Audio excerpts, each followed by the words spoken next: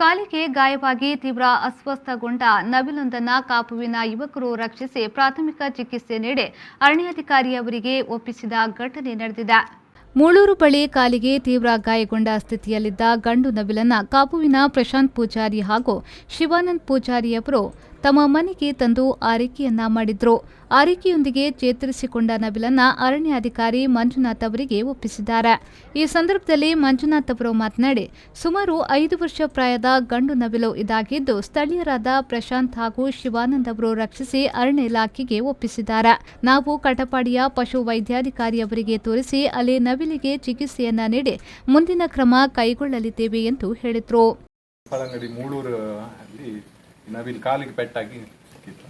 ಇವರು ಪ್ರಶಾಂತ್ ಮತ್ತು ಇವರು ಮುನ್ನ ಇದು ಮಾಡಿ ನಮಗೆ ಇದು ಮಾಡಿದ್ದಾರೆ. ಇದನ್ನೀಗ ಕಟ್ಪಾಡಿ ವೆಟರ್ನರಿ ಹಾಸ್ಪಿಟಲ್ ತಗೊಂಡು ಅಲ್ಲಿ ಟ್ರೀಟ್ಮೆಂಟ್ ಮಾಡಿ ಏನಂತ ಮುಂದಿನ ಇದು ಮಾಡಿ 5 ರಿಂದ 6 ವರ್ಷ ಪ್ರಾಯದ. ಸುರೇಶ್ ಶರ್ಮಾಳ್, ವಿ4 ನ್ಯೂಸ್, ಪಡುಬಿದ್ರೆ.